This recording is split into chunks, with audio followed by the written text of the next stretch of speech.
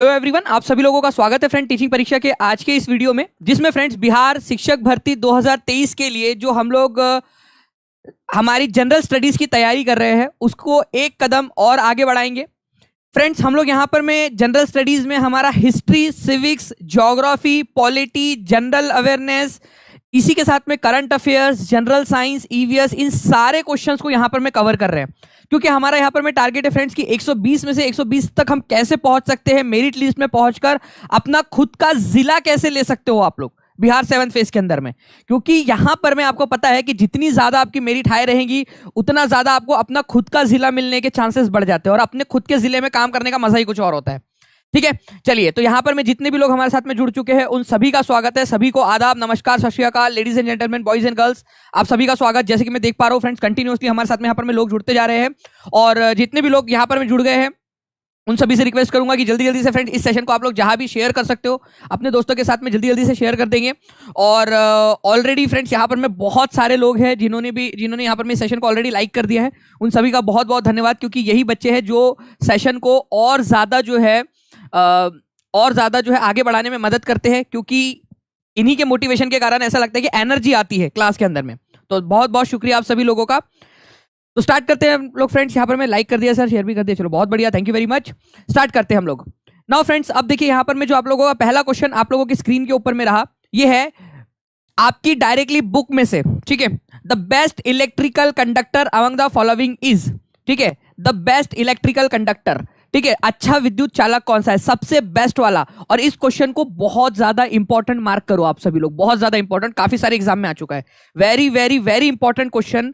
आपको बताना है कि सबसे बेस्ट वाला कौन सा इलेक्ट्रिक कंडक्टर है जिसमें से इलेक्ट्रिसिटी जो है बहुत अच्छे से फ्लो हो जाती है। तो आंसर जो होगा फ्रेंड्स आप लोगों को होगा चांदी। ठीक है, चांदी जैसा रंग है तेरा, सोने जैसे बाल। ठीक है, तो चांदी जो है फ्रेंड्स आप लोगों को याद रखना, यहां पर में सबसे बेस्ट इलेक्ट्रिक कंडक्टर है। इलेक्ट्रिसिटी उसमें से सबसे आसानी से फ्लो हो सकती है, सबसे तेजी से। फिर हम लोग हमारे घरों में चांदी के वायर क्यों नहीं लगाते? जब सबसे अच्छा कंडक्टर ये है तो चलो हम नहीं लगा सकते, अरे अंबानी तो लगा सकता है। अंबानी अपने घर में चांदी के वायर क्यों नहीं लगाता? क्योंकि फ्रेंड्स ये जो है, अगर मान लीजिए कि इसको लगाया, इसके वायर अगर आप लोग यूज करोगे चांदी के, ये सबसे अच्छा कंडक्टर है इलेक्ट्रिसिटी का, सबसे अच्छा सुचालक है। ठीक है, लेकिन अगर इसके वायर इसका यूज करोगे ना तो इलेक्ट्रिसिटी इतना स्पीड में निकल जाएंगे यहां से कि आप लोगों को उसका यूज करने का मौका ही नहीं मिलेगा। इसीलिए हम लोग यूज करते हैं, हमारे यूज केस के लिए जो हमें चाहिए वो करते हैं हम लोग कॉपर के वायर का इस्तेमाल, तांबे के वायर का इस्तेमाल। लेकिन सबसे ज्यादा स्पीड में इलेक्ट्रिसिटी कहां से फ्लो हो सकती है, सबसे अच्छा कौन सा है जो इलेक्ट्रिसिटी को फ्लो करने में, मतलब एक्सपेंसिव की बात नहीं है, एक्सपेंसिव तो भाई अंबानी के लिए चांदी के सोने के वायर लगा सकता अगर वो मान लो उसको जरूरत पड़ गई तो। ठीक है, तो सबसे अच्छा है सुचालक चांदी, लेकिन फिर भी हम लोग इस्तेमाल करते हैं तांबा, क्योंकि हमारे को जितनी जरूरत है भाई उसको वो तांबा पूरा करता है। हमेशा सबसे अच्छा सुचालक है तो सबसे अच्छा काम हमारे लिए करेगा, ऐसी जरूरी नहीं है। ठीक है, तो ये याद रखना फ्रेंड्स। अब मैं आप लोगों को बता रहा हूं, थोड़ा सा देखिए ध्यान से। नॉर्मल टेम्परेचर के ऊपर में चांदी जो है फ्रेंड्स सबसे अच्छा सुचालक है। चांदी, बोलो सबसे अच्छा सुचालक कौन सा है? चांदी है, ये याद रखना है आप लोगों ने। ठीक है, चांदी 1K हो गए सर, चलो बहुत बढ़िया, thank you very much friends. 1000 से ज्यादा हो गया है यहाँ पर में लाइव जो है, लाइक भी हो जाएंगे मोस्ट प्रोबेबली जल्दी से। फिर उसके बाद में है आप लोगों का कॉपर। ओके, हम लोग तांबे का इस्तेमाल करते हैं, चांदी का नहीं करते, क्योंकि चांदी से आपको पता है फ्रेंड्स कि वो इलेक्ट्रिसिटी बहुत ज्यादा ही कंडक्टिव कर देता है। हमारे लिए वो इलेक्ट्रिसिटी काम की ही नहीं रहेगी अगर हमने उसका इस्तेमाल किया नहीं तो। ठीक है, तो हम लोग क्या करते हैं, हम लोग जो बेस्ट हमारे लिए यूज केस है तांबा, उसका हम लोग इस्तेमाल कर लेते हैं। ठीक है, नेक्स्ट क्वेश्चन की तरफ में आगे बढ़ते हैं फ्रेंड्स। हम लोग यहां पर में तेलुगु लोगों के लिए अलग राज्य की मांग को लेकर, तेलुगु लोगों के लिए अलग राज्य की मांग को लेकर किसने धरना दिया था और उनकी बाद में मृत्यु भी हो गई थी? क्योंकि वो धरने पे बैठ गए थे, करीब 56 दिनों तक वो धरने पे, मतलब कि अनशन पे बैठे थे, भूख हड़ताल पे बैठे थे कि अलग तेलुगु राज्य बनाया जाए। पहले क्या था भारत में, मैं आपको बता दूं, यहां पर में मद्रास राज्य हुआ करता था। उनका मानना था कि नहीं भाई एक अलग आंध्रा राज्य बनना चाहिए करके, एक अलग अलग राज्य बनना चाहिए आंध्रा राज्य, तेलुगु लोगों के लिए, तेलुगु स्पीकिंग लोगों के लिए। वो 56 दिन तक भूख हड़ताल पर बैठे, सरकार ने उनकी बात नहीं मानी और उनकी मृत्यु हो गई थी। फिर बाद में आंध्रा राज्य बनाया गया भाषा के आधार पर, तेलुगु लोगों की भाषा के आधार पर। तो वो थे फ्रेंड्स पोट्टी श्रीरामलुलु। तो पोट्टी श्रीरामलुलु जो है फ्रेंड्स, इन्होंने, आप लोगों को याद रखना है कि 1953 के अंदर में धरना दिया था। ठीक है, 56 दिनों तक इन्होंने धरना दिया और भूख हड़ताल की। बट सरकार ने बात नहीं मानी कि अलग राज्य बनाया जाए। बट जब वो मर गए और फिर बहुत ज्यादा दंगे फसाद और बढ़ गए, तब सरकार को झुकना पड़ा और पहला राज्य बना था आप लोगों का भाषा के आधार पर 1 अक्टूबर 1953 को। तो फर्स्ट जो स्टेट था जो भाषा के आधार पर बना था वो था आंध्र प्रदेश। ये भी याद रख सकते हो आप लोग, ठीक है, आंध्र प्रदेश। नाउ फ्रेंड्स, इसके अलावा जो है आप लोगों को बताना है which of the following is a vertebrate. ठीक है, कोई बात नहीं, चलता है। अभी छुपा देता हूं उसको मैं, ठीक है। घूंघट में चांद होगा और घूंघट में यहाँ पर मैं क्वेश्चन भी होगा अब हमारा। बताइए, अब बताइए इस क्वेश्चन का आंसर। कल क्लास नहीं हुई थी क्या? बिल्कुल क्लास हुई थी यार, कल तो हुई थी क्लास, कल भी। जल्दी जल्दी से लाइक एंड शेयर करते रहेंगे फ्रेंड्स। देखिए यहाँ पर मैं जितने भी लोग देख रहे हैं, जितने लोग देख रहे हैं उतने यहाँ पर मैं लाइक होते रहेंगे, तो मैं मुझे लगेगा कि हाँ ऐसे ही आप लोगों के लिए और भी बहुत सारे क्वेश्चंस करवाने हैं, ठीक है, एक्सप्लेनेशन के साथ, इमेजेस के साथ में, ताकि आप लोगों को एग्जाम के अंदर में फायदा हो। ठीक है, कल जो है फ्रेंड्स आप लोगों की टेस्ट लेने की सोच रहा हूं मैं, तो मुझे बता देंगे आप लोग कितने लोग चाहते हैं कि कल टेस्ट ले ले। कल संडे है, कल टेस्ट लेने के लिए मैं सोच रहा हूं, तो बताएंगे आप लोग कितने लोग चाह रहे हैं यहाँ पर मैं चाहते हैं। देखिए फ्रेंड्स, यहाँ पर मैं अगर मैं बात बताऊं आप लोगों, तो सांप जो है ये वर्टिब्रेट है। वर्टिब्रेट का मतलब या कशेरुकी का मतलब क्या होता है? कशेरुकी का मतलब होता है जिसके पास में रीढ़ की हड्डी होती है। रीढ़ की हड्डी या स्केलेटन होता है, उसको बोलते हैं कशेरुकी। ठीक है, रीढ़ की हड्डी आप लोगों की। तो यहाँ पर मैं फ्रेंड्स, सांप के पास में रीढ़ की हड्डी होती है। अब आप लोग सोचोगे कि सर सांप के पास में कहाँ रीढ़ की हड्डी होती है? तो फ्रेंड्स देखिए, जो हमारे वर्टिब्रेट है उनके अंदर में आते हैं जितने भी मैमल्स है हम लोग, जैसे हम मैमल्स है, बिल्ली है, शेर है, ठीक है, जो भी बेबीज को जन्म देते हैं वो सारे के सारे मैमल्स होते हैं। इसके अलावा बर्ड्स वगैरह, इनका भी स्केलेटन होता है, इनका जो है ढांचा होता है, हड्डी का ढांचा होता है उनका। वैसे ही फ्रेंड्स जो आपके रेप्टाइल्स होते हैं, रेप्टाइल के अंदर में आता है आप लोगों का सांप भी, रेप्टाइल्स के अंदर में, ठीक है। तो ये सांप देखिए, आप सांप, अगर सांप ऐसे देखोगे तो ऐसे दिखेगा, लेकिन अगर आप सांप जब मर जाता है, उसकी स्किन वगैरह पूरी निकल जाती है, तो आप लोगों ने देखा यहाँ पर में ये इस तरीके से। कल संडे कैसे? अरे यार कल संडे नहीं है क्या? पता ही नहीं चल रहा है यार कि कल कौन सा दिन कब है करके। आज कौन सा दिन है? अच्छा, आज सैटरडे नहीं है।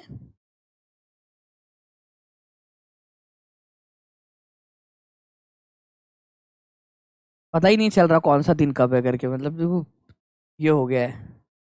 जो भी दिन है कल, ठीक है। अच्छा कल फ्राइडे, कल तो और नहीं ले सकते, फिर बहुत सारे बच्चे बोलेंगे कि तो क्या, एक काम करते हैं सैटरडे को करते हैं, ठीक है। 24 को, 24 को लेते हैं अपन टेस्ट, ठीक है, 24 को। तो आप लोग तब तक पढ़ भी लीजिए 24 तक। तो यहाँ पर मैं सांप देखिए फ्रेंड्स, इस तरीके से आप लोगों को देखिए उसका ढांचा दिखेगा, हड्डी का ढांचा, तो ये उसकी वर्टिब्रेट है, ये उसकी कशेरुकी है, ठीक है। आप देख पा रहे हो यहाँ पर मैं इस तरीके से रीढ़ की हड्डी है उसके पास में।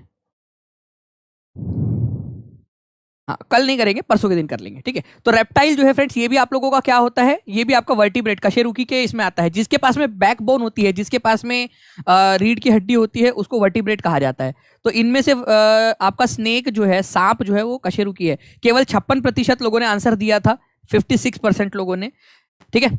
तो अब आप नेक्स्ट टाइम से याद रखना, अर्थवॉर्म के पास में, अर्थवॉर्म को आप ऐसा पिचका के देख लो या तोड़ के देख लो उसको, ठीक है। अगर पता नहीं आप लोगों ने किया ही नहीं किया, मैंने तो अर्थवॉर्म का ऑपरेशन किया था 12th स्टैंडर्ड के अंदर में। अर्थवॉर्म को काटने बोला था उन्होंने हमको, ठीक है। पहले उसको बेहोश किया, फिर उसको काटा, फिर उसके बाद में वो कॉकरोच का ऑपरेशन करने के लिए बोला था, कॉकरोच को भी ऑपरेशन किया, वो साबुन के पानी में डुबा के पहले उसको बेहोश किया, फिर काटा।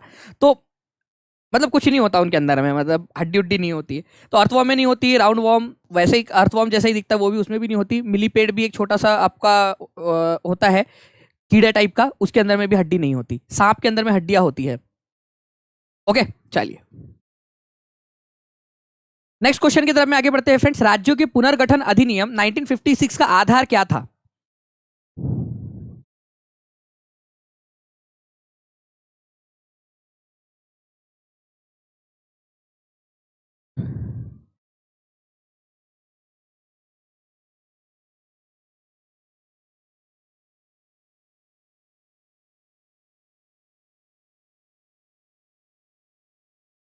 सदफ बोल रहे हैं मैंने मेंढक को डिसेक्ट किया था ग्रेजुएशन में। हाँ बिल्कुल यार, वो कुछ भी करवाते थे।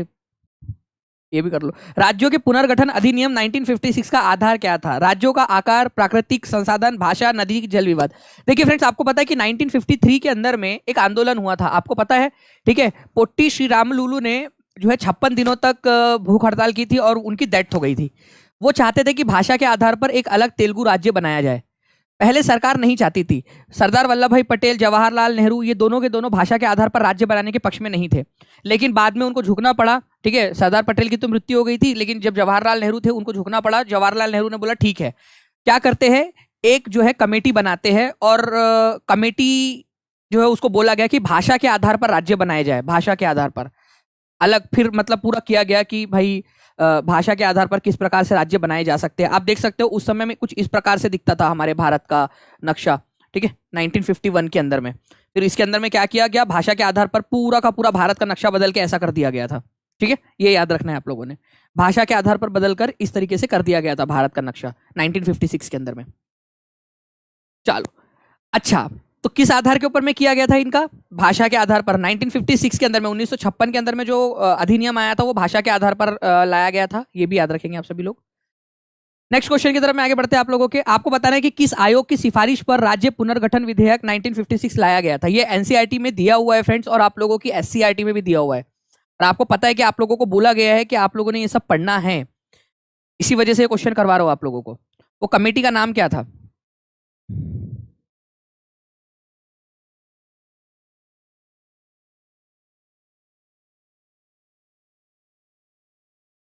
बहुत बढ़िया। देखिए फ्रेंड्स, आप लोगों का आंसर होगा फजल अली कमेटी। तो फजल अली कमीशन जो है, इसका गठन किया गया था आप लोगों का 1953 के अंदर में। 1955 के अंदर में 1956 के अंदर में इन्होंने अपनी रिपोर्ट सौंपी, और 1956 के अंदर में एक एक्ट बनाया गया, स्टेट रीऑर्गेनाइजेशन एक्ट, राज्य पुनर्गठन विधेयक, ठीक है। और भारत के संविधान में संशोधन किया गया, 7वें नंबर का संशोधन था वो, जिसके आधार पर हमारे भारत का नक्शा पूरा बदल दिया गया, पूरे राज्यों का पुनर्गठन कर दिया गया भाषा के आधार पर। तो फजल अली कमीशन बनाया गया था 1953 के अंदर में, सिफारिश करने के लिए कि भाई भारत का नक्शा कैसा होना चाहिए, कौन से इलाके को कौन से राज्य में रखना चाहिए। उन्होंने सिफारिश दी कि भाषा के आधार पर कौन से इलाके को कौन से राज्य में रखा जाए, कौन से इलाके में रखा जाए। और फजल अली कमीशन के आधार पर ही स्टेट रीऑर्गेनाइजेशन बिल लाया गया 1956 में। इसको संसद ने पास किया, 7वें नंबर का संविधान संशोधन था वो, और इसके आधार पर भारत का नक्शा पूरी तरह से बदल गया, ठीक है। तो फजल अली आयोग बनाया गया था। फजल अली जो है फ्रेंड सुप्रीम कोर्ट के एक जज थे, ये याद रखना है आप लोगों ने। चलिए, तो किस आयोग की सिफारिश पर राज्य पुनर्गठन विधेयक पारित किया गया था? तो फजल अली कमीशन की सिफारिश पर किया गया था, ठीक है। नेक्स्ट, केचुए अपने ब्लैंक के माध्यम से सांस लेते हैं। केचुए, देखिए फ्रेंड्स, जनरली यहां पर मैं बोल रहा है कि केचुए जो है सांस कैसे लेते हैं।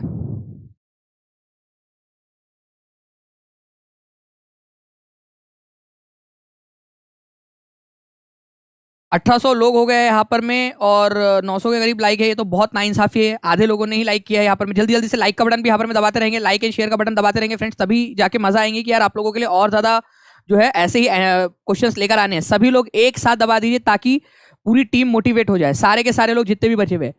केचुए अपने ब्लैंक के माध्यम से सांस लेते हैं, त्वचा के माध्यम से सांस लेते हैं फ्रेंड्स, ये आप लोगों को याद रखना है। कि देखिए एक एनिमेशन के थ्रू मैं आप लोगों को दिखाता हूँ। देखिए यहाँ पर में क्या होता है कि जब केचुआ जो होता है उसकी स्किन थोड़ी सी गीली होती है।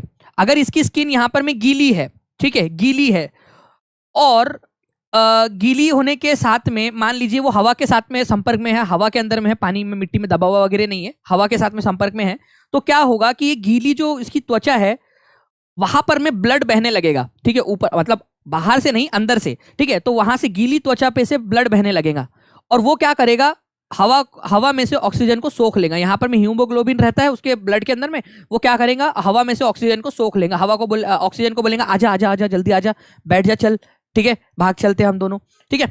तो एयर में से जो है फ्रेंड, एयर में से मॉइस्ट जो स्किन है, जो गीली त्वचा होती है इसकी, आपके अर्थवर्म की, केचुए की, वो क्या करती है, हवा को अपने अंदर में ले लेती है, ठीक है।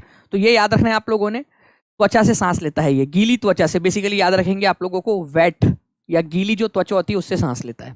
ये भी एक इंपॉर्टेंट पॉइंट आप लोगों को बन सकता है, ठीक है। चलिए नेक्स्ट क्वेश्चन की तरफ में आगे बढ़ते हैं फ्रेंड्स। आप लोगों को बताना है कि which of the following is not a conductor of electricity. कौन इलेक्ट्रिसिटी का कंडक्टर नहीं है, मतलब उसमें से इलेक्ट्रिसिटी फ्लो नहीं हो सकती।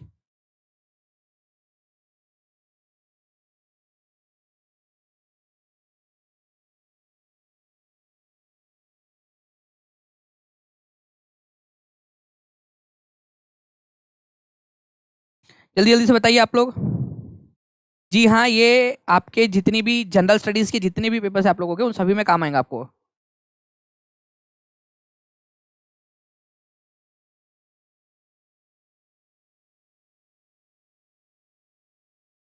ठीक है, चलिए बहुत बढ़िया। तो देखिए फ्रेंड्स, अगर मैं बात करूं आप लोगों से, तो आसू जल डिस्टिल्ड वाटर जो होता है आप लोगों का, ये जो है फ्रेंड्स, इसके अंदर में कुछ भी आयन नहीं होते जो इलेक्ट्रिसिटी को फ्लो करने दे।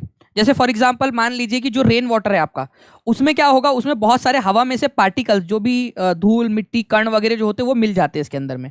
तो अगर एक तरफ से आपने इलेक्ट्रिसिटी को फ्लो किया, ठीक है, एक तरफ से अगर मान लीजिए आप लोगों ने यहां से इलेक्ट्रिसिटी को फ्लो किया, ठीक है, तो ये क्या होगा, ये कण के माध्यम से, ये कणों के माध्यम से जो पानी के अंदर में मिले हुए हैं उसके माध्यम से इलेक्ट्रिसिटी इधर फ्लो होगी और ये बल्ब जलने लगेगा।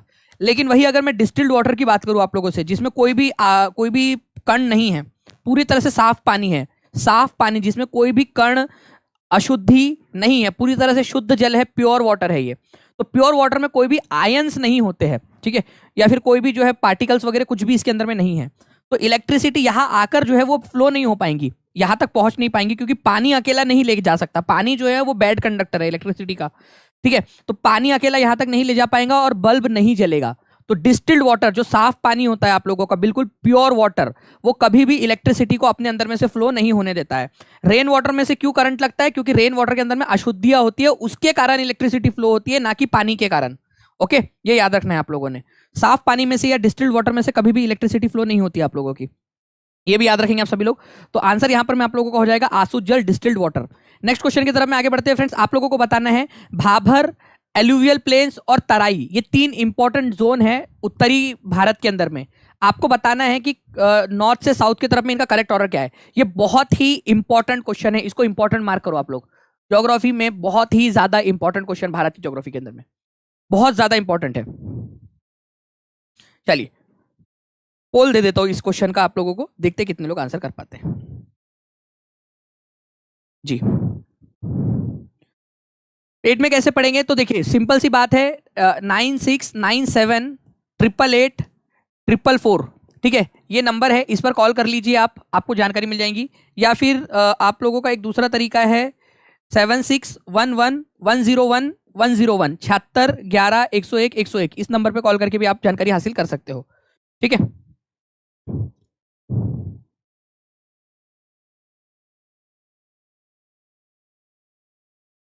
बहुत बढ़िया। देखिए फ्रेंड्स, अगर मैं बात करूं आप लोगों से यहाँ पर मैं भाबर तराई की, तो क्या होता क्या है ये।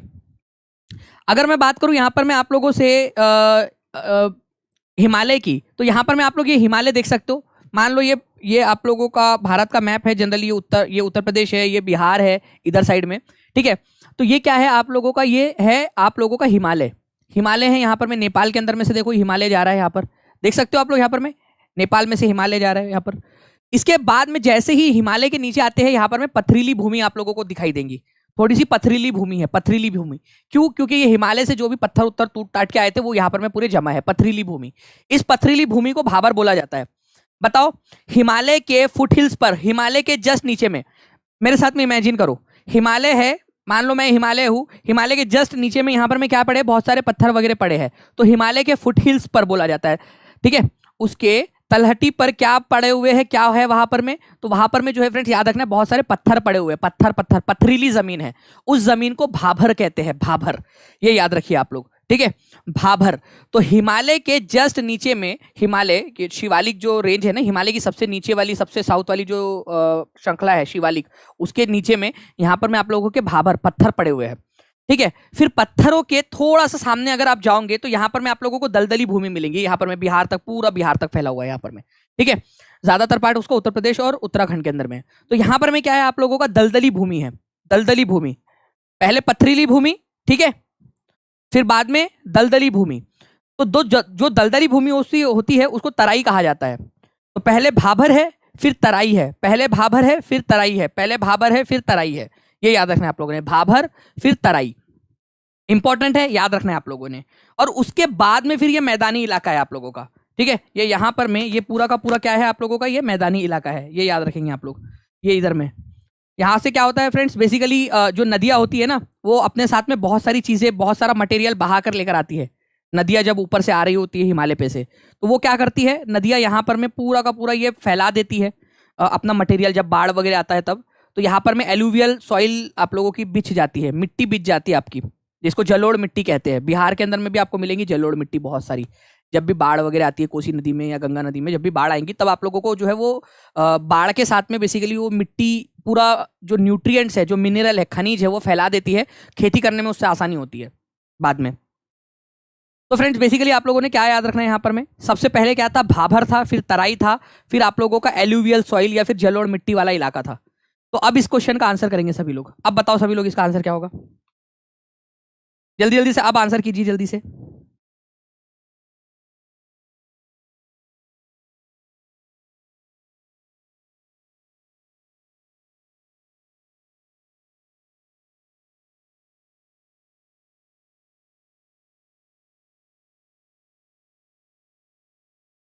बहुत बढ़िया। देखिए फ्रेंड्स, अगर हम लोग बात करेंगे तो सबसे पहले आप लोगों का क्या आएगा यहाँ पर में, सबसे पहले आएगा आप लोगों का भाभर, ठीक है। फिर आएगा आप लोगों का तराई वाला रीजन, और फिर आएगा एलुवियल प्लेन, ठीक है। पहले भाभर, फिर तराई वाला क्षेत्र, और फिर आप लोगों का आएगा, ठीक है, एलुवियल प्लेन्स। तो कितने, केवल 18% लोगों ने आंसर किया था, केवल और केवल 18% लोगों ने। देखिए हिमालय है फ्रेंड्स, ठीक है, हिमालय है। हिमालय के जस्ट नीचे में क्या है, भाभर का क्षेत्र है, पथरीली भूमि है आप लोगों की, पथरीली भूमि। फिर आप लोगों की दलदली भूमि है जिसको तराई बोलते हैं, और फिर है मैदानी इलाका जिसको आप लोग एलुवियल प्लेन बोलते हो, जलोढ़ मैदान बोलते हो, जलोढ़ मैदान। इसी वजह से आप लोगों को क्या है, जितने भी लोग यहाँ पर में देख रहे हैं, जो लोग कर रहे हैं मेहनत, वो आगे निकल जाएंगे। ये 18% लोग या 20% लोग जितने भी है वो लोग आगे निकल जाएंगे। और जिन लोगों ने गलत भी किया है लेकिन फिर भी डटे हुए हैं कि नहीं अब सीखेंगे, सीख कर आगे बढ़ेंगे, गलत हुआ तो कोई बात नहीं, अगले बार सही करेंगे, ठीक है, ऐसे जो लोग अप्रोच रखेंगे वो आगे निकल जाएंगे आप लोगों का, ठीक है। चलिए अब फ्रेंड्स बारी आती है आप लोगों की कि यहां पर मैं नॉर्थ से साउथ पूछा था उसने, तो ये याद रखना है आप लोगों ने कि उत्तर से पूछा था, इसी वजह से ये वाला आंसर है आप लोगों का, ठीक है। बेसिकली नॉर्थ से साउथ पूछा था ना, हिमालय है यहाँ पर मैं मान लीजिए, फिर यहाँ पर मैं पथरीली भूमि थी, पथरीली भूमि, फिर दलदली इलाका, ठीक है, इसको भाभर बोला हम लोगों ने, भाभर, भाभर। फिर इसको हम लोगों ने बोला तराई, तराई। और यहाँ पर मैं आपका जलोढ़ मिट्टी का मैदानी इलाका है। तो उत्तर से देखेंगे भाभर, तराई और जलोढ़ मिट्टी का इलाका, सिंपल तो है, ठीक है, भाभर, तराई और जलोढ़ मिट्टी का इलाका, सिंपल, ठीक है। हार के जीतने वाले को बाजीगर कहते हैं, बिल्कुल सही बात है, ठीक है। चलो एक बार जल्दी से यहाँ पर मैं सभी लोग लिख देंगे कि सर अगले बार गलती नहीं करेंगे। कोई बात नहीं सर, सीखने के लिए ही तो आए हैं हम यहाँ पर में, किसी ने डिमोटिवेट नहीं होना है, सीखने के लिए। अगर आता होता तो क्यों करते, बीपीएससी एग्जाम नहीं लेती, डायरेक्टली आप लोगों को जो है दे देती पद। सीखने के लिए आए हैं और सीख कर ही आगे बढ़ेंगे। Every expert was once a beginner. हर एक्सपर्ट, हर जो यहाँ पर में एक विशेषज्ञ होता है, वो कभी ना कभी शुरुआत करता है अपने जिंदगी में, गलतियां करता है, फिर आगे बढ़ता है। और इसी का एक एग्जाम्पल मैं आप लोगों को देना चाहूंगा फ्रेंड्स, इसी चीज से रिलेट करते हुए, कि आपके एक भाई साहब है जिन्होंने इलेक्ट्रिक बल्ब बनाया। इलेक्ट्रिक बल्ब बनाने के पहले वो कई बार, ठीक है, हजारों बार वो फेल हुए। उन्होंने कहा कि मैं हार नहीं मानूंगा, मैं हार नहीं मानूंगा। अगर उन्होंने हार मान ली होती तो आज आपके पास में इलेक्ट्रिक बल्ब नहीं होता, ठीक है। उन्होंने हार नहीं मानी फ्रेंड्स, और वो लगे रहे, और फाइनली जो है फ्रेंड्स थॉमस अल्वा एडिसन, इन्होंने जो है बल्ब का आविष्कार कर लिया। तो ये तो आपके पास में डायरेक्ट डायरेक्ट एग्जांपल्स है फ्रेंड्स हमारे सामने रियल लाइफ के। तो गलत होने से क्यों डरना, गलती करने से क्यों डरना। उन्होंने कहा था कि मैंने 1000 बार फेल नहीं हुआ हूं, मैं 1000 तरीके ढूंढ चुका हूं जिससे कि बल्ब नहीं बनाया जा सकता, ठीक है। तो ये फेल्यूर कहा है, ये तो एक तरीके से खोज है कि इससे नहीं बन सकता बल्ब। तो आप लोगों ने टेंशन नहीं लेना है, आप लोगों ने सीखना है, मेहनत करनी है, जो चीज गलत हो रही है उसको बार बार रिवाइज करना है, ठीक है। और मैं कराऊंगा आप लोगों को रिवाइज, टेंशन नहीं लेना है आप लोगों ने, ठीक है। जितने बार हो सकेंगे उतना बार रिवाइज करेंगे। अभी भी 2 महीने हैं, मैं अभी भी बोल रहा हूं, जो बच्चा मेहनत कर लेगा वो हो सकता है वो टॉपर बन जाए, अगर आज भी उसने अपनी तरफ से पूरी तरह से मेहनत कर ली तो, ठीक है। चलिए, तो थॉमस अल्वा एडिसन जो है फ्रेंड्स, इन्होंने क्या किया था फ्रेंड्स, अमेरिका के थे, और इन्होंने जो है बल्ब का आविष्कार किया था। याद रखना है आप लोगों ने, इन्होंने phonograph, dictophone, electric bulb, autographic printer, बहुत सारी चीजों का और भी आविष्कार किया है, लेकिन मेन जो इनको माना जाता है वो माना जाता है इलेक्ट्रिक बल्ब के आविष्कार के लिए। नेक्स्ट फ्रेंड्स, आपको बताना है कि इलेक्ट्रिक बल्ब के अंदर में कौन से मटेरियल का इस्तेमाल किया जाता है। जल्दी जल्दी से लाइक एंड शेयर भी करते रहेंगे फ्रेंड्स, जितने भी लोग देख रहे हैं यहाँ पर में, लाइक का बटन दबा दो जल्दी जल्दी से, ताकि ज्यादा से ज्यादा लोगों तक जो है पहुंचने में मदद मिले।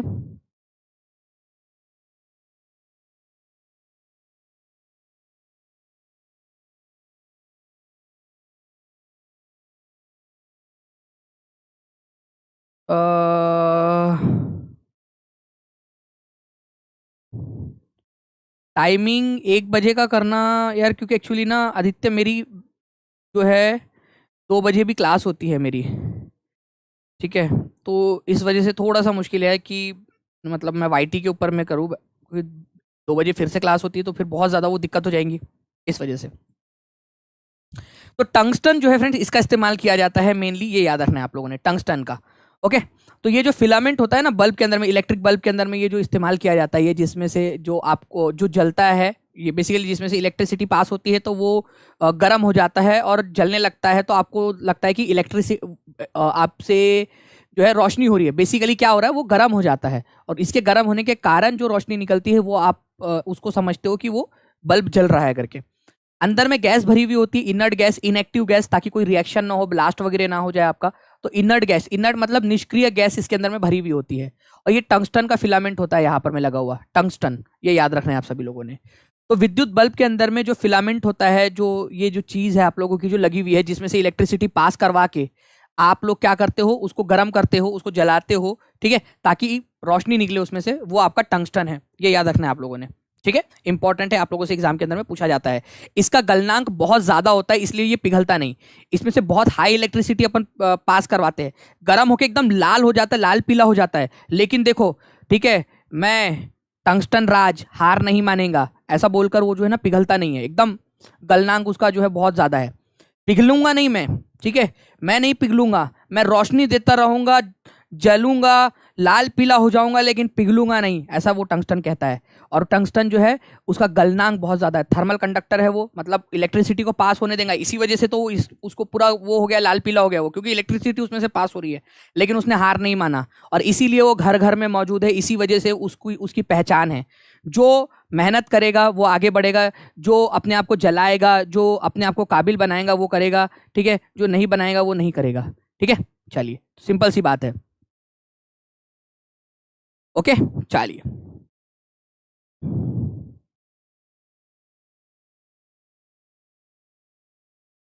चलिए नेक्स्ट क्वेश्चन की तरफ में आगे बढ़ते हैं friends. Which of the following is not a part of a plant that is use for food? इनमें से कौन सा वाला पार्ट है जो खाने के लिए इस्तेमाल नहीं किया जा सकता? और ये बहुत ही इंपॉर्टेंट है फ्रेंड्स, इंटरेस्टिंग सा पार्ट है, ठीक है। मैं आप लोगों के साथ में इसकी एक लिस्ट है, वो भी टेलीग्राम पे भी शेयर करूंगा, क्योंकि वो आपकी बुक में से निकाला गया पूरा का पूरा डेटा है। जल्दी जल्दी से एक बार लाइक एंड शेयर कर देंगे आप लोग, ताकि मेरे को भी मोटिवेशन ऐसे ही फील हो कि और आप लोगों के लिए ऐसे ही मेहनत करते रहनी है, ठीक है, जितने भी लोग देख रहे हैं। बहुत बढ़िया। देखिए फ्रेंड्स, अगर हम लोग बात करेंगे यहाँ पर में, छाल जो है आप लोगों की, इसको नहीं खाते आप लोग, कभी भी ऐसा नहीं करते कि पेड़ के पास गए और पेड़ में से ऐसा तोड़ के निकाली उसकी छाल और खा लिया गप गप गप गप, ऐसा निकाला और तोड़ा छाल को और खा लिया गप गप, ऐसे नहीं करते आप लोग। आप लोग जो है जड़ खा सकते हो, आप लोग जड़ मतलब बेसिकली आप रूट वो तो खाते ही हो ना, गाजर मूली वगैरह, ठीक है, पत्तियां भी खा सकते हो आप लोग, पत्ता गोभी खाते हो आप लोग, फ्लावर भी खा सकते हो आप लोग, है ना, कचनार वगैरह, बहुत सारी चीजें आप लोग जो खाते हो, ये बार नहीं खाते ना आप लोग, छाल जो होती है। ओके। तो ये याद रखना है आप लोगों ने फ्रेंड्स कि leaf, fruit, seed, flower, root, stem, कुछ भी खाया जा सकता है, ये सारी चीजें खाई जा सकती है, ठीक है। अब मैं आप लोगों के साथ में जो है ना दानिश शेख जो टेलीग्राम ग्रुप है उसके ऊपर मैं ये शेयर करने वाला हूँ, DANISHSHEI, ठीक है, SHEIKH, ठीक है, स्पेलिंग ठीक से लिखना, देखो मैं अपनी स्पेलिंग भूल गया, SHEIKH। तो जड़े जो है उसमें आता है गाजर, ये पूछ सकते हैं कि कौन सा जड़ है, कौन सा पत्ता है, कौन सा फूल है, वगैरह वगैरह, ठीक है। गाजर, आलू, प्याज, ये सब क्या है आप लोगों के जड़ों के उदाहरण है, ठीक है। इसमें बहुत ज्यादा कार्बोहाइड्रेट और फाइबर होता है, विटामिन तत्व इसके अंदर में अच्छी मात्रा में पाए जाते हैं आप लोगों के। पत्ते जो है मतलब बेसिकली सलाद पत्ता, जो पालक है आपका, सरसों का साग, पत्ता गोभी, ये सब पत्तों का एग्जाम्पल है आप लोगों का, ठीक है। ये याद रखना है आप लोगों ने, पत्तों के उदाहरण। उसके बाद में फूल गोभी, गोभी आप लोगों की, ब्रोकली खाई होंगी अगर आप लोगों ने, तो वो पत्तों के एग्जाम्पल है, आप लोगों के फूल के एग्जाम्पल है बेसिकली वो, ठीक है। फल, सेब, संतरा, केला, बीज भी आप खाते हो, सेम, चावल, ये सब क्या है, ये सब आप लोगों के क्या है, ये आपके बीज है, बेसिकली बीज है। तो ये हिंदी और इंग्लिश दोनों के अंदर में मैं आप लोगों के साथ में शेयर कर दूंगा, आप लोग इसको पढ़ सकते हो। ध्यान से आप लोगों को क्या करना है, सिंपली दानिश शेख सर्च करना है टेलीग्राम के ऊपर में, DANISHSHEIKH, ठीक है। 55,000 से भी ज्यादा बच्चे उसके अंदर में, आप लोग उसके अंदर में सर्च करके जुड़ सकते हो। इसके अलावा टीचिंग परीक्षा जो टेलीग्राम ग्रुप है उसको भी सर्च कर लेना आप लोग, टीचिंग परीक्षा, उसमें भी मिल जाएंगे आपको। नेक्स्ट क्वेश्चन है friends, which district of Bihar is known as rice bowl of Bihar? किसको बिहार का धान का कटोरा कहा जाता है? चावल का कटोरा बोलो, धान का कटोरा बोलो।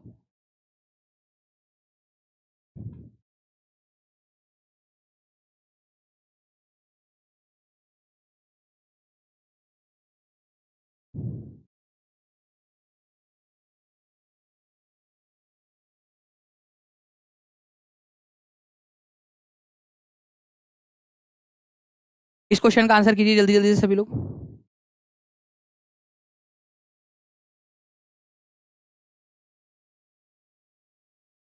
Very good. तो आंसर आप लोगों का हो जाएगा फ्रेंड्स दरभंगा। ठीक है, इंपॉर्टेंट है, याद रखना है आप लोगों ने। दरभंगा जो है इसको क्या कहा जाता है, इसको जो है बिहार का चावल का कटोरा कहा जाता है। ठीक है, दरभंगा को, ठीक है, चावल का कटोरा कहते हैं आप लोग। ओके, इसके अलावा friends rice bowl of India किसको कहा जाता है, भारत के धान का कटोरा किसको कहा जाता है, आंध्र प्रदेश को कहा जाता है। ये याद रखना है आप लोगों ने। आंध्र प्रदेश के अंदर में ये यहाँ पर में जो कृष्णा और गोदावरी का जो इलाका है, कृष्णा गोदावरी के बीच का जो इलाका है, यहाँ पर में चावल की अच्छी खासी खेती होती है। इसी वजह से फ्रेंड्स इसको भारत का धान का कटोरा कहा जाता है। और वही अगर बिहार के धान का कटोरा की बात करें तो दरभंगा डिस्ट्रिक्ट को कहते हैं। ये आप लोगों ने याद रखना है, दरभंगा डिस्ट्रिक्ट को। तो इंपॉर्टेंट है, एग्जाम के अंदर में दोनों से भी पूछ सकते हैं आप लोग। ठीक है, दोनों पूछ सकते हैं आप लोगों से। आंध्र प्रदेश को जो है भारत के धान का कटोरा और दरभंगा को बिहार के धान का कटोरा कहा जाता है। इंपॉर्टेंट पॉइंट एग्जाम में पूछ सकते हैं आप लोगों से। आपको बताना है फ्रेंड्स कि निम्नलिखित में से कौन सा वाला सबसे शुष्क मरुस्थल है, सबसे ड्राइएस्ट मरुस्थल है आप लोगों का। मतलब ऐसा मरुस्थल जिसके अंदर में आप लोगों को जो है कम से कम बारिश देखने के लिए मिलेंगी और सूखा सूखा है, बिल्कुल बहुत ज्यादा सूखा है वो। बताओ जल्दी से।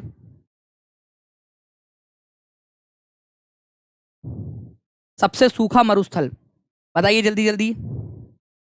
तो सबसे सूखा मरुस्थल की अगर हम लोग बात करेंगे फ्रेंड्स, तो आप लोगों का आटाकामा डेजर्ट जो है ये सबसे सूखा है, सबसे ड्राइएस्ट है। कहाँ पर में मिलेगा आप लोगों को ये भी बता दीजिए। साउथ अमेरिका के अंदर में, दक्षिणी अमेरिका में। ठीक है, सहारा जो है ये अफ्रीका के अंदर में है, अफ्रीका के अंदर में। ठीक है, उसके बाद में गोबी डेजर्ट आप लोगों का आपको एशिया में मिलेगा, एशिया में। और कालाहारी ये भी अफ्रीका में मिलेगा आप लोगों को, अफ्रीका के अंदर में। ठीक है, तो सबसे सूखा अगर कोई मरुस्थल है, सबसे शुष्क सबसे सूखा वाला मरुस्थल, तो वो आप लोगों का है फ्रेंड्स आटाकामा डेजर्ट। ठीक है, तो ये यहाँ पर में है, आटाकामा डेजर्ट आप लोगों का सबसे सूखा मरुस्थल कहलाता है ये पूरे दुनिया का। ठीक है, इंपॉर्टेंट पॉइंट।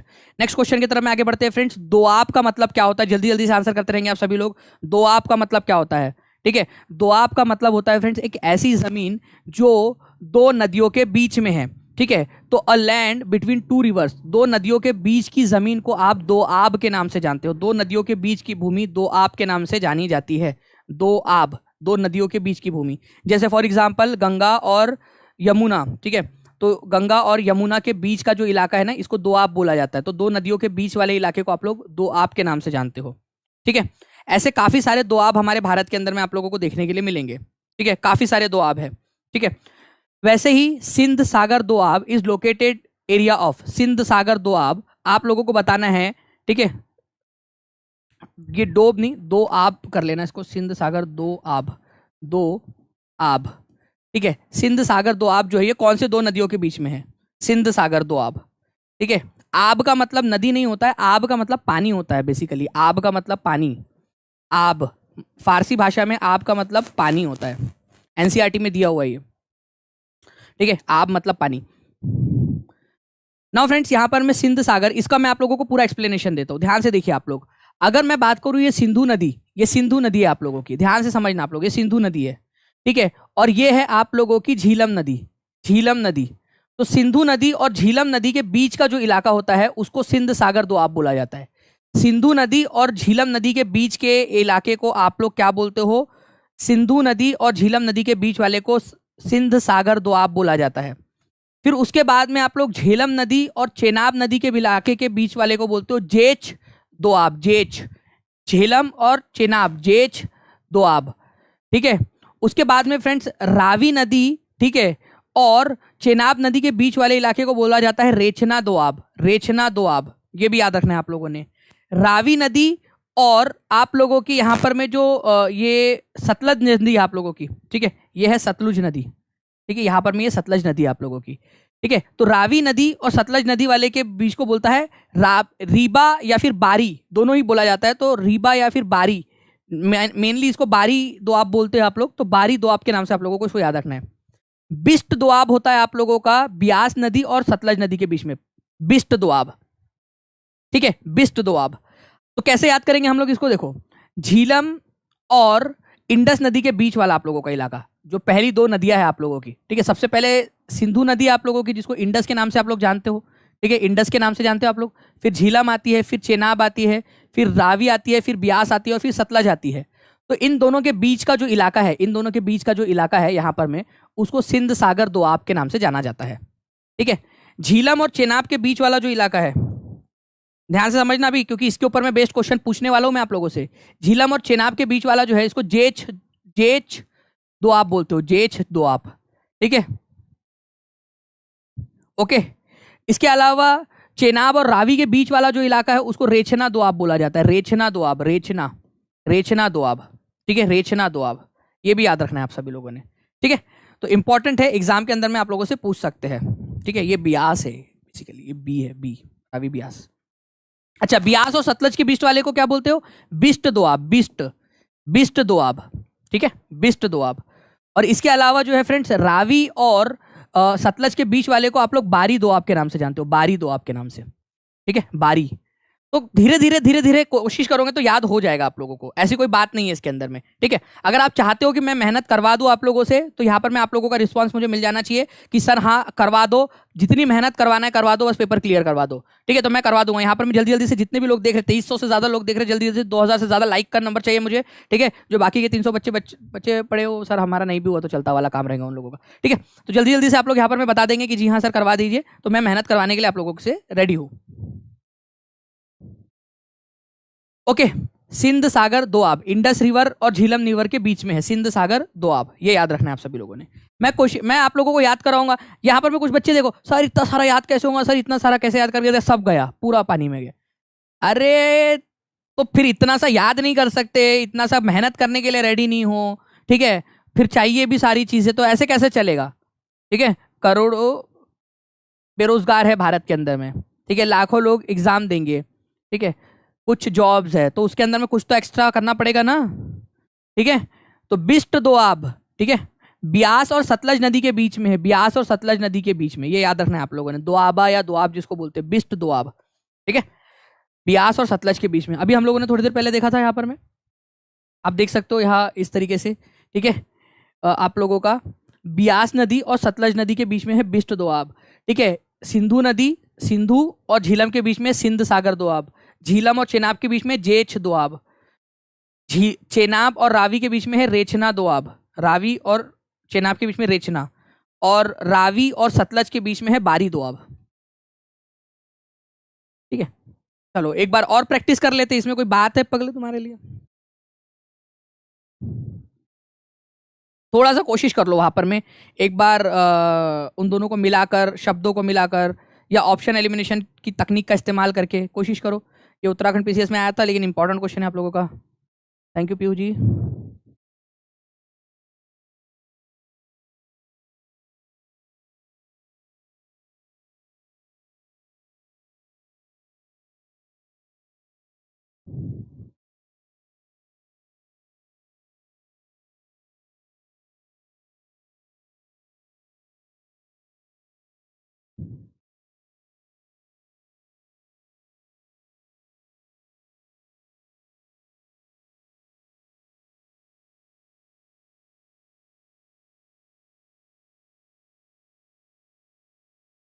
बहुत बढ़िया। देखिए फ्रेंड्स, यहाँ पर मैं आप लोगों के आंसर्स आने स्टार्ट हो गए हैं।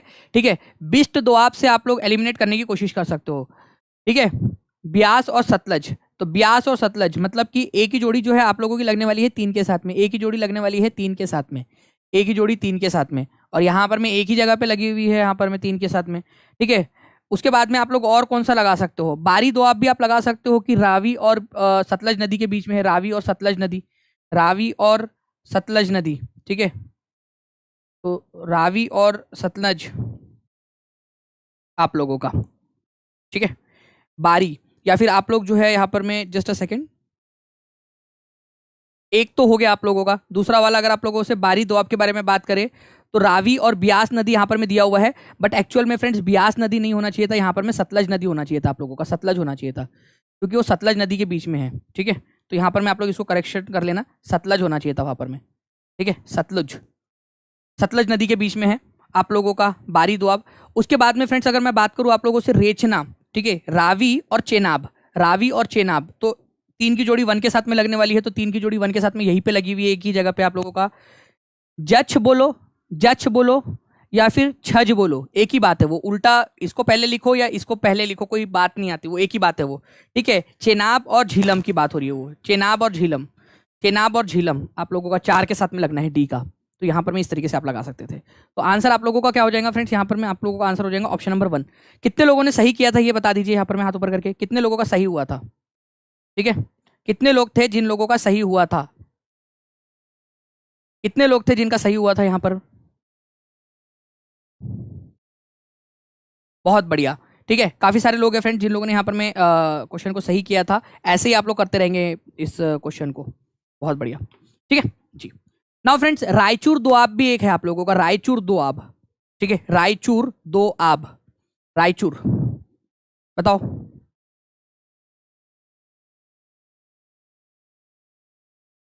देखो रायचूर दोआब बहुत फेमस है, इंपॉर्टेंट है, याद रखना है आप लोगों ने। ठीक है, रायचूर दोआब, ये मैं आप लोगों से जब टेस्ट लूंगा हो सकता है उसके अंदर मैं क्वेश्चन आप लोगों से पूछूं। ठीक है, ओके। अगर हम लोगों ने क्वेश्चन मैं जब लूंगा टेस्ट तो उसके अंदर में हो सकता है इनमें से कोई भी क्वेश्चन आप लोगों से पूछूं। तो रायचूर दोआब जो है फ्रेंड्स आप लोगों ने याद रखना है।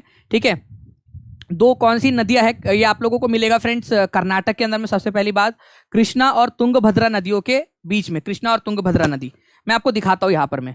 देखिए कर्नाटक के अंदर में ये यहाँ पर में बह रही है कृष्णा नदी, कृष्णा नदी, और ये है तुंगभद्रा नदी। तो कृष्णा नदी और तुंगभद्रा नदी, इसके बीच में ये रायचूर दोआब है आप लोगों का, और ये बहुत ज्यादा फेमस है। इसको लेकर लड़ाई हुई है काफी सारी बार। ठीक है, इतिहास में काफी सारी लड़ाइयाँ इस रायचूर दोआब को लेकर हुई है, क्योंकि ये बहुत ही फर्टाइल इलाका है, बहुत ज्यादा उपजाऊ इलाका है, और सब लोग चाहते हैं कि ये इलाका उनके पास में रहे। तो इसको लेकर काफी बार लड़ाइयाँ हुई थी, ये याद रखना है आप लोगों ने। तो कृष्णा और तुंगभद्रा नदियों के बीच में, तुंगभद्रा वैसे जाकर बाद में कृष्णा में ही मिल जाती है, तो Tungabhadra river is a tributary of Krishna river, ये भी याद रख सकते हो आप लोग। तो तुंगभद्रा बाद में जाकर कृष्णा में ही मिल जाती है, लेकिन कृष्णा और तुंगभद्रा के बीच में ये वाला जो इलाका है ना, इसको रायचूर दोआब के नाम से जाना जाता है कर्नाटक के अंदर में। ठीक है, ये भी याद रख सकते हो आप लोग, इंपॉर्टेंट पॉइंट एग्जाम के अंदर में आप लोगों से पूछ सकते हैं। ठीक है, चलिए नेक्स्ट क्वेश्चन की तरफ में आगे बढ़ते हैं फ्रेंड्स आप लोगों के।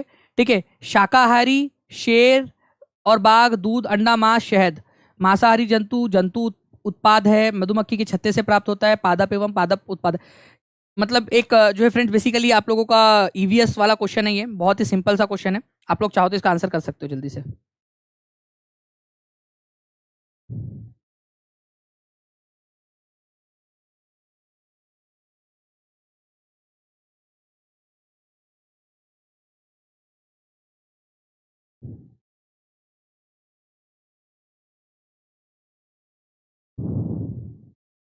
बहुत बढ़िया। देखिए फ्रेंड्स, अगर हम लोग बात करेंगे यहाँ पर में हमारे, तो शाकाहारी जो जानवर होते हैं वो क्या करते हैं, ठीक है, वो पादप और पादप उत्पाद खाते हैं। सिंपल सी बात है भाई कि वो जो है वो केवल और केवल पादप का मतलब क्या होता है, ठीक है, पादप का मतलब क्या होता है आप लोगों का, जो पेड़ पत्ते पौधे वगैरह हो जो वही खाते हैं आप लोगों के। ठीक है, शहद कहाँ से प्राप्त होता है, तो मधुमक्खी के छत्ते से प्राप्त होता है। कितना सिंपल सा क्वेश्चन, ईवीएस की बुक में दिया हुआ है, इसी वजह से लिया है मैंने। ठीक है, अदरवाइज वो नहीं है कि अपन इतना इजी क्वेश्चन, ये ईवीएस की बुक के अंदर में आप लोगों को क्वेश्चन दिया है एग्जाम आपके टेस्ट बुक के अंदर में। ठीक है, तो जब आप लोगों को क्वेश्चन में बुक में ही दिया है तो ये आप लोगों को एक बार देख लेना चाहिए इसको। शेर और बाघ जो है ये मांसाहारी है। ठीक है, दूध अंडा और मांस जो है ये क्या होता है आप लोगों का, जंतु से प्राप्त होता है। जंतु मतलब किसी ना किसी एनिमल से प्राप्त होता है आप लोगों का। तो answer is option number C. ठीक है, बहुत ही सिंपल सा था। नेक्स्ट क्वेश्चन की तरफ में आगे बढ़ते हैं फ्रेंड्स। राष्ट्रीय आपातकाल के दौरान कौन सा संविधान का अनुच्छेद है जो स्वतः निलंबित हो जाता है। पेड क्लास वाले बच्चे एकदम गोली की रफ्तार से आंसर करेंगे, क्योंकि आप लोगों को याद करवा दिया था मैंने ये। ठीक है, एकदम गोली की रफ्तार से आंसर करना चाहिए आप लोगों ने। आपको पता है फ्रेंड्स कि दो आर्टिकल्स ऐसे हैं जो कभी भी सस्पेंड नहीं होते, लेकिन जब भी नेशनल इमरजेंसी लगती है, राष्ट्रीय आपातकाल लगता है, तो राष्ट्रीय आपातकाल के समय में एक ऐसा आर्टिकल है जो अपने आप जो है अपने आप निलंबित हो जाता है अपने आप। और इसका मैंने बहुत बढ़िया तरीके से आप लोगों को याद भी करवाया था एग्जाम्पल्स के थ्रू। कॉमेडी वाली एग्जाम्पल्स हम लोगों ने लिए थे पेड क्लास के अंदर में, और एग्जाम्पल के थ्रू हमने याद किया था। वेरी गुड, क्या बात है। देखिए जितने भी लोग यहाँ पर में हैं पेड वाले, मैक्सिमम लोग आंसर्स कर पा रहे हैं, बहुत बढ़िया।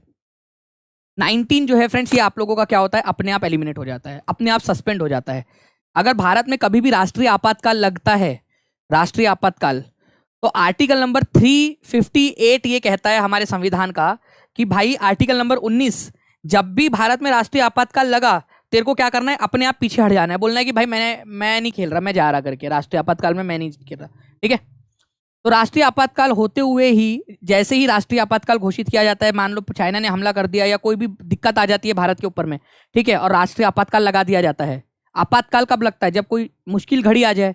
ठीक है, तो आपातकाल जो है फ्रेंड्स, ये याद रखना है, ये खत्म हो जाता है आपका।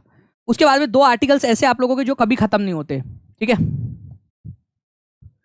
ठीक है, 20 और 21 आप लोगों के कभी भी खत्म नहीं होते। आपातकाल, कोई भी आपातकाल हो आपका, 20 और 21 कभी भी खत्म नहीं होते। तो 20 एंड 21 कभी भी खत्म नहीं होते आप लोगों के। ओके, ये याद रखना है आप लोगों ने। तो 20 क्या है आपका, या आप लोगों ने मान लो कोई गुनाह किया है तो भी आपको कुछ बचाव देता है। 20 आर्टिकल नंबर 20 जो है दोष सिद्धि में आप लोगों को राहत प्रदान करता है, दोष सिद्धि होने के बावजूद भी आपको राहत प्रदान करता है। और आर्टिकल नंबर 21 आप लोगों को जो है वो जीने का अधिकार देता है। इमरजेंसी में भी जीने का अधिकार तो होना ही चाहिए आप लोगों को, ठीक है। मुश्किल कोई आन पड़ी तो घबराने से क्या होगा, जीने की तरकीब निकालो मर जाने से क्या होगा, सब मिलकर आवाज उठाए तो कुछ चांद पे रौब पड़े, मैं तन्हा जुगनू हूं मेरे चिल्लाने से क्या होगा, ठीक है। तो बेसिकली जीने का अधिकार तो होना ही चाहिए सभी लोगों को, चाहे इमरजेंसी आए चाहे कुछ भी आए, ठीक है। चलिए, तो ये याद रखेंगे आप सभी लोग। विश्व का जो है बाघ किसको कहा जाता है, ये आप लोगों को बताना था बेसिकली। यहाँ पर मैं बता दो, कोई बात नहीं, ठीक है। इस क्षेत्र को विश्व के बाघ के रूप में जाना जाता है, विश्व का बाघ।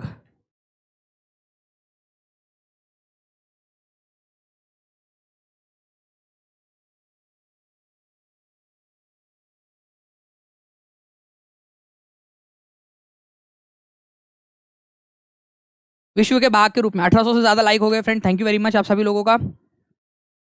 देखिए यहाँ पर में फ्रेंड्स, अगर हम लोग बात करें विश्व के बाघ के रूप में किसको जाना जाता है, विश्व का बाघ, पूरे दुनिया का बाघ, जहां पर में, या विश्व का फलोद्यान भी कहते हैं, जहां पर में बहुत ज्यादा फल उगते हैं। तो मेडिटेरियन रीजन, जो भूमध्य सागरीय क्षेत्र है, मान लो ये हमारा भारत है फॉर एग्जाम्पल, अगर आप इधर साइड में जाओगे ना, यहाँ पर में यूरोप और अफ्रीका के बीच में, यहाँ पर में यूरोप है और यहाँ पर में अफ्रीका है, आप लोगों का पूरा बड़ा सा अफ्रीका है। तो उसके बीच में जो ये जो सागर है, इसको भूमध्य सागर बोला जाता है। उसके आसपास वाले क्षेत्र में बहुत ज्यादा जो है वो फल उगते हैं। वहाँ का एटमॉस्फेयर वैसा है, वहाँ की भूमि वैसी है कि बहुत ज्यादा फल उगते हैं वहां पर में, स्पेशली नींबू वंश के फल, खट्टे वाले फल। तो भूमध्य सागरीय क्षेत्र को, या फिर जो मेडिटेरियन रीजन वाला क्षेत्र है, इसको विश्व का फलोद्यान कहा जाता है, क्योंकि फल वहां बहुत ज्यादा उगते हैं, ठीक है। 43% लोगों ने आंसर किया है यहाँ पर में, लेकिन उम्मीद करता हूँ कि नेक्स्ट टाइम से जो है इससे ज्यादा लोग आंसर करेंगे, ठीक है। चलिए, तो भूमध्य सागरीय क्षेत्र, भूमध्य सागर जो है आप लोगों का यहाँ पर में, उसके आसपास वाले क्षेत्र को आप लोग विश्व का फलोद्यान कहते हैं। नाउ फ्रेंड, नेक्स्ट क्वेश्चन आप लोगों का, आप लोगों के स्क्रीन के ऊपर में ये रहा। आपको बताना है कि निम्नलिखित में से कौन सा वाला गलत तरीके से मिलान किया गया है, ठीक है। सुरेंद्र का हैप्पी बर्थडे है, तो सुरेंद्र भाई जी हैप्पी बर्थडे, आपको जन्मदिन की हार्दिक शुभकामनाएं, ठीक है।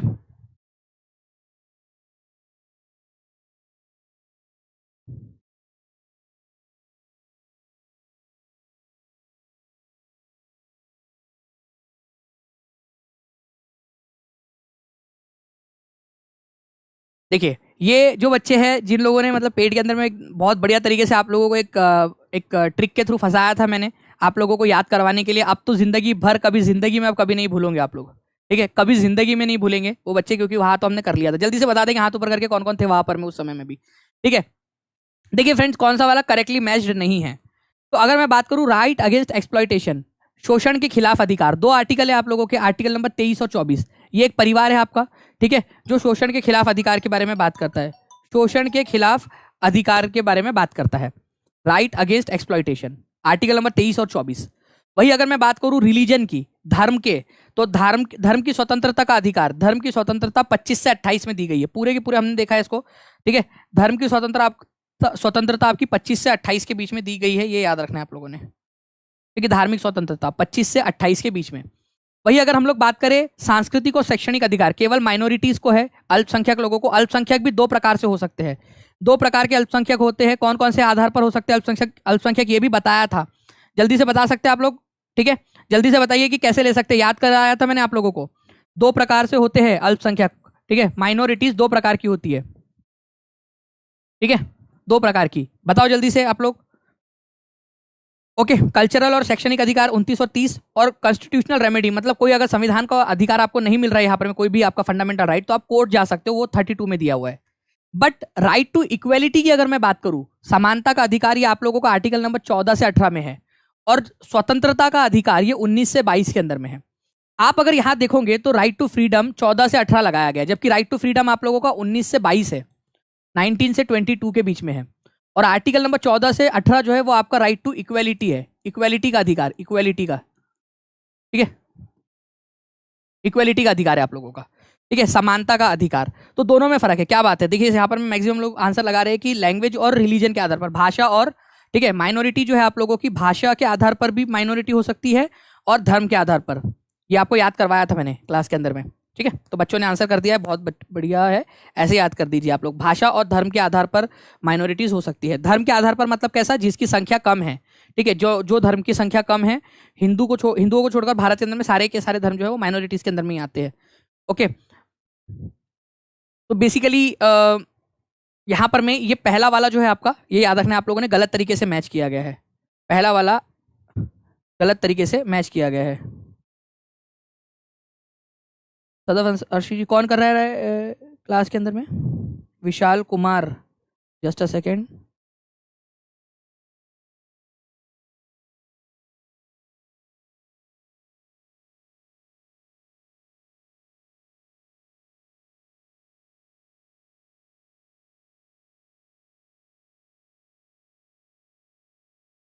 दिख तो रहा नहीं है, टीम प्लीज जैसे ही दिखे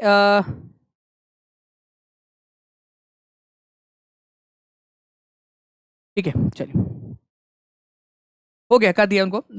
right against exploitation, freedom of religion, cultural educational rights, ये आप लोगों को मिल गया है। ये भी आप लोग यहाँ पर में इसको देख सकते हो अच्छे से फ्रेंड्स। बाकी मैं आप लोगों को बता दूं कि अगर आप लोग पेड कोर्स से जुड़ना चाहते हो तो आप लोग जो है क्या कर सकते हो, आप लोग सिंपली जो है फ्रेंड्स यहाँ पर में 96978844, ठीक है, इस नंबर पे कॉल कर सकते हो, या फिर फ्रेंड्स आप लोग जो है एक नंबर और है आप लोगों का 7611101101, इस नंबर पे भी कॉल कर सकते हो, या फिर टीचिंग परीक्षा का ऐप डाउनलोड कर सकते हो आप लोग, टीचिंग परीक्षा, ठीक है, टीचिंग परीक्षा का ऐप डाउनलोड कर सकते हो। आप लोगों को पता है फ्रेंड्स कि आप लोगों के लिए जो है वो वीडियो सॉल्यूशन भी आने वाले हैं आप लोगों के लिए जल्दी से, ठीक है। आपकी जो टेस्ट सीरीज आप लोगों को पेड कोर्स में तो फ्री में ही मिल रही है, ठीक है, अभी जस्ट कुछ घंटे और जो बच्चे उसके साथ में जुड़ने वाले हैं उन लोगों को तो फ्री में, ठीक है। तो आप लोगों को वीडियो सॉल्यूशन भी उसके साथ में ही मिलेगा बहुत ही जल्दी ही, ठीक है। मतलब टेस्ट देते रहो आप लोग, उसके सॉल्यूशंस आप लोगों को वैसे तो मिलेंगे ही नॉर्मल वाले, बट वीडियो में भी मिलेगा, ठीक है। चलिए बाकी मिलते हैं हम लोग हमारे नेक्स्ट लेक्चर के अंदर में, तब तक के लिए thank you very much friends, take care and bye, God bless you all, thank you very much, bye, thank you.